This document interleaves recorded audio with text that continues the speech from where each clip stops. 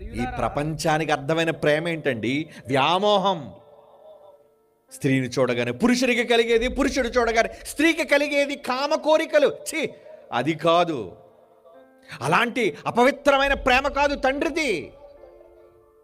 నీకోసం తన కొడుకును బలియాగం చేసి నిన్ను రక్షించాలి అనుకుని నీకోసం ప్రాణం పెట్టి తన కొడుకునే వదులుకున్న ప్రేమండి.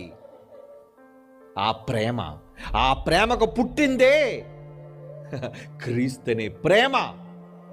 తండ్రిలో ప్రేమ కనబడుతుంది, క్రీస్తులో ప్రేమ కనబడుతుంది. క్రీస్తును నమ్ముకున్న క్రైస్తవుల్లో ఎందుకు ప్రేమ లేదు చెప్పండి? ఉందా ప్రేమ? ఎవడు ఉందన్నోళ్ళు చేతులు ఎత్తాడు. క్రైస్తవుల్లో ప్రేమ ఉందన్నోళ్ళు ఒక్క చేయలేగలేదు. చూసారు? ఎందుకు? ద్వేషం. క్రైస్తవులకి శత్రువులు, పగలు, ద్వేషాలు. వద్దర్రా. నిజమైన క్రిస్మస్ అంటే ఏంటో తెలుసా? నీ పొరుగు వారిని ప్రేమించటం. నీకు ప్రేమను నేర్పించడానికి క్రిస్మస్ అని నువ్వు చెప్పుకుంటున్నావే, అది క్రీస్తు పుట్టిన దినం, ఒక ప్రేమ పుట్టిన రోజు.